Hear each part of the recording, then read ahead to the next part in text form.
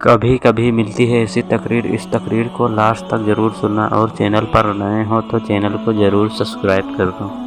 حضرت حسن بصری کا دور تھا، اور حضرت حسن بصری کے اسی دور میں ایک نوجوان ایسا تھا کہ جو بہت زیادہ گناہ کرتا تھا، بہت زیادہ گناہ میں آمادہ تھا۔ گھر والے منع کرتے تھے لیکن باز نہیں آتا تھا۔ ہمارے یہاں بھی ایسے لوگ ہوتے ہیں کہ گھر میں بگڑ جاتے ہیں اور گھر والے انہیں لاکھ سمجھانے کی کوشش کرتے ہیں لیکن سمجھتے نہیں ہیں وہ لوگ۔ پھر جب انہیں توفیق ہوتی ہے تو پھر وہ گناہوں سے توبہ کرتے ہیں، اللہ رب العزت کی بارگاہ میں آتے ہیں۔ تو حضرت حسن بصری کے دور میں وہ نوجوان گناہ پہ گناہ کرتا تھا، گناہ پہ گناہ کرتا تھا۔ تو ایک دن ایسا ہوا کہ اس کی طبیعت خراب ہو گئی۔ اچھا، ہمارے نوجوان توبہ بھی تبھی کرتے ہیں جب کوئی مشکل آ جاتی ہے۔ جب کوئی مشکل آتی ہے تو فوراً توبہ کرتے ہیں، جب مشکل ٹل جاتی ہے تو پھر وہی گناہ پہ گناہ شروع ہو جاتے ہیں۔ دارو شراب پینے والے دارو شراب پینے لگتے ہیں، جوا کھیلنے والے جوا کھیلنے لگتے ہیں، اور بھی گناہ کرنے والے گناہوں پر آمادہ ہو جاتے ہیں۔ بغداد شریف میں جب وہاں کے لوگوں پر مصیبت آئی تو حضرت جام رحمۃ اللہ علیہ کے پاس آئے اور کہنے لگے ہلاکو بادشاہ کا لشکر آ رہا ہے، اس کا قافلہ آ رہا ہے، اور ایسا لگتا ہے آج ہم سب برباد ہو جائیں گے، تباہ ہو جائیں گے، اور ہمارے قتل و غارت ہو جائیں گے، ہم لوگ مار دیے جائیں گے۔ حضرت جام رحمۃ اللہ علیہ نے اپنا کاسا، اپنا کٹورا پلٹا تو پورے کے پورا بغداد چھپ گیا۔ پورا کا پورا بغداد ایک کاسے میں، کٹورے میں سما گیا۔ ہلاکو کا جو لشکر آیا ہوا تھا، ہلاکو کے جو لوگ آئے ہوئے تھے، بغداد کو ڈھونڈتے رہے لیکن بغداد نظر نہیں آیا۔ اللہ کے ولی کی طاقت یہ تھی کہ ایک کٹورے کے اندر پورا بغداد سما گیا، پورا بغداد انہوں نے کٹورے کے اندر لا دیا۔ وہ لوگ تلاش کرتے رہے لیکن انہیں نظر نہیں آیا۔ جب مصیبت آئی تھی تو جام رحمۃ اللہ علیہ کے پاس آئے تھے، جب مصیبت ٹل گئی تو پھر چلے گئے۔ جوا کھیلنے والا جوا کھیلنے لگا، شراب پینے والا شراب پینے لگا، زنا کرنے والا زنا کرنے لگا، چوری کرنے والا چوری کرنے لگا۔ سارے لوگ جو گناہ پر آمادہ تھے، جو گناہ کر رہے تھے، وہ گناہوں میں ملبس ہو گئے۔ ایک وقت پھر ایسا آیا کہ ہلاکو بادشاہ کے وہ کارندے، وہ اس کے سپاہی پھر آ گئے، اپنے ہاتھوں میں ننگی تلواریں لے کے بغداد کی طرف بڑھنے لگے۔ یہ لوگ پھر حضرت جام رحمۃ اللہ علیہ کے پاس آئے اور کہنے لگے کہ حضرت آج پھر وہ لوگ مارنے آ رہے ہیں، ہمیں بچا لیجئے۔ حضرت جام رحمۃ اللہ علیہ نے کٹورا پلٹا اور پھر بغداد کو کٹورے میں سما دیا۔ وہ لوگ ڈھونڈتے رہے اور ڈھونڈتے ڈھونڈتے ان کو جب نظر نہیں آیا تو ہلاکو بادشاہ کے پاس گئے، کہنے لگے کہ وہ بغداد ہی نظر نہیں آیا۔ ہلاکو بادشاہ کہنے لگا کہ ایسا کیسے ہو سکتا ہے کہ بغداد نظر نہیں آیا؟ تو ہلاکو بادشاہ نے 2 بار تو اپنی فوج کو بھیج دیا، دونوں بار فوج نے کیا کہا، ہمیں تو بغداد نظر نہیں آیا جو ہم ان لوگوں کو مارتے۔ تو اب اس بار ہلاکو نے کیا پلان بنایا کہ اس بار ہم جائیں گے۔ ابھی ادھر مصیبت آئی تھی تو جام رحمۃ اللہ علیہ کے پاس آئے تھے، جب مصیبت ٹل گئی تو پھر چلے گئے، پھر وہ گناہ پہ گناہ کرنے لگے۔ اب جب تیسری بار ہلاکو خود اپنی فوج کے ساتھ آ رہا تھا، ان لوگوں کو پتا چلا کہ آج تو ہم لوگ مار دیے جائیں گے، قتل و غارت ہو جائے گا۔ پھر آ گئے کس کے پاس؟ حضرت جام رحمۃ اللہ علیہ کے پاس۔ آنے کے بعد حضرت جام کے پاس کہنے لگے حضور آج وہ لوگ پھر مارنے کے لیے آ رہے ہیں، آج ہمیں پھر بچا لیجئے۔ 2 بار تو آپ نے بچایا ہے، اس بار بھی بچا لیجئے، اگر آج نہیں بچے تو پھر وہ ہم لوگوں کو مار کے چلے جائیں گے اور ہماری گردنوں کو کاٹ دیں گے۔ حضرت جام رحمۃ اللہ علیہ نے اپنے کٹورے کو اٹھایا اور اپنے کٹورے کو پلٹنا چاہا۔ ابھی پلٹنا چاہ ہی رہے تھے کہ پلٹنے جا رہے تھے کہ آواز آئی، جام اب تم ایسا نہیں کرو گے، انہیں 2 بار بچایا ہے تم نے، 2 بار انہیں مہلت دی گئی ہے لیکن پھر بھی یہ باز نہیں آئے۔ پہلی بار تم نے بچایا، توبہ انہوں نے کی اور توبہ کر کے یہ سب نکل گئے، لیکن پھر کیا کیا، پھر یہ گناہ پر گناہ کرنے لگے، پھر گناہ میں آمادہ ہو گئے، گناہ میں ملبس ہو گئے۔ دوبارہ تم نے بچایا، پھر یہ گناہ کرنے لگے۔ جب تم بچا رہے تھے تب یہ توبہ کر کے تمہارے پاس آ جاتے، اور جب مصیبت ٹل جاتی تھی تو یہ چلے جاتے تھے، پھر گناہ کرتے تھے۔ آج پھر آئے ہیں اور آج مصیبت ٹل جائے گی تو پھر چلے جائیں گے، پھر گناہ پہ گناہ کرنے لگیں گے، اور پھر اگر مصیبت آئے گی پھر تمہارے پاس آئیں گے۔ تم کب تک ایسے کرتے رہو گے؟ کب تک اس طریقے سے تمہارا یہ چلتا رہے گا؟ کب تک ایسا کرتے رہو گے؟ حضرت جام نے اپنے کٹورے کو اٹھا لیا، نہیں پلٹا۔ کیا ہوا؟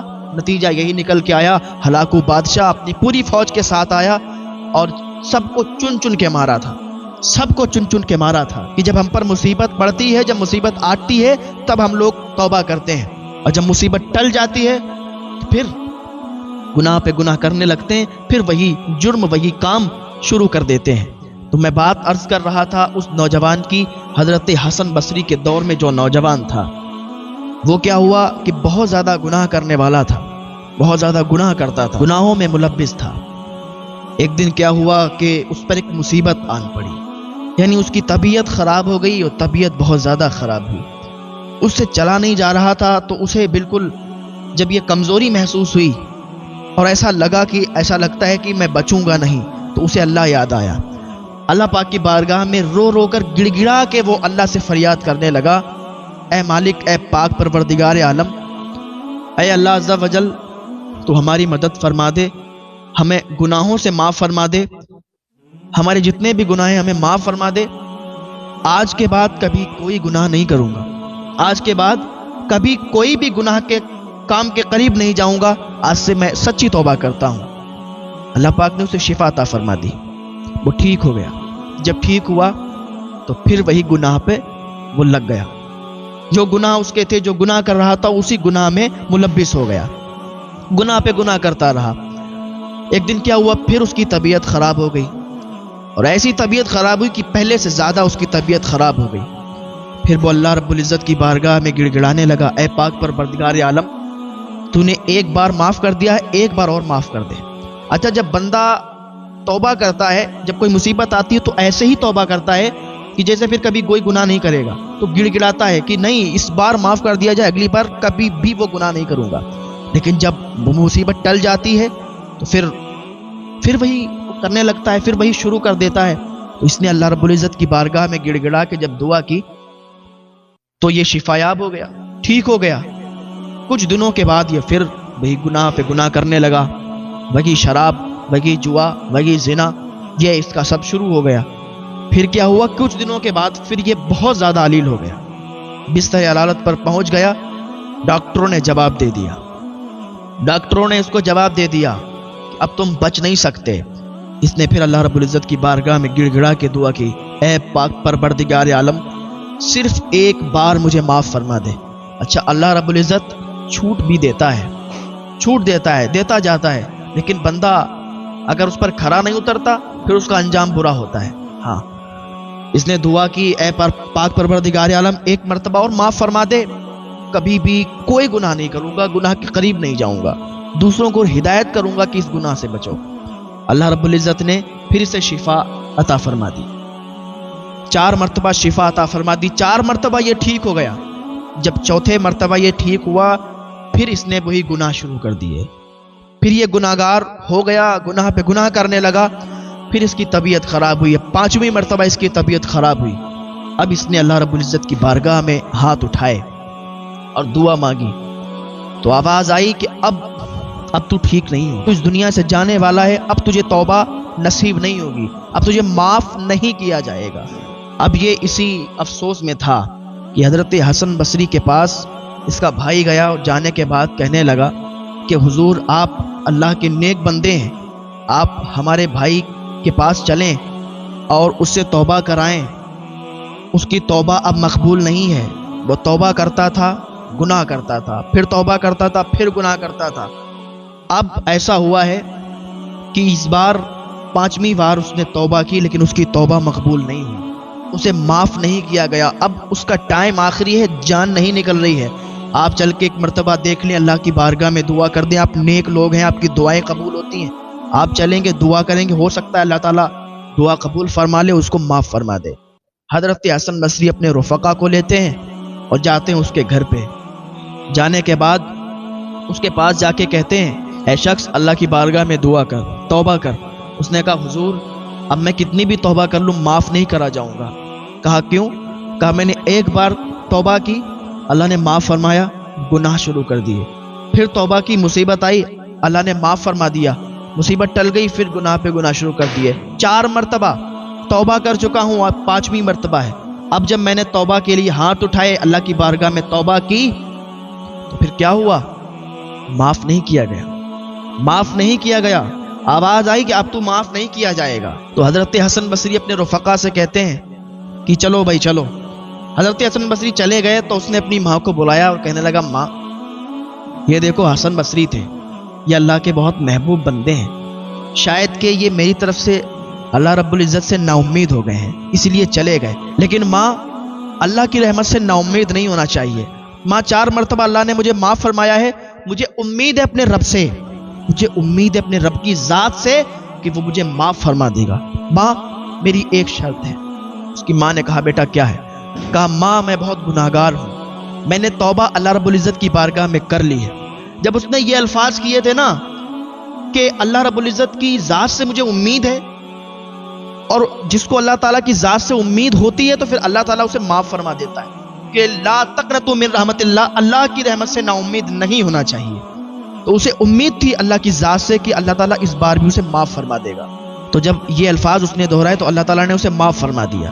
جب معاف فرما دیا تو ماں سے کہنے لگا، ماں جب میں مر جاؤں نا، جب میں مر جاؤں تو میرے گلے میں ایک موٹی رسی کا پھندا لانا، پھندا ڈال کے مجھے کڑھیلنا،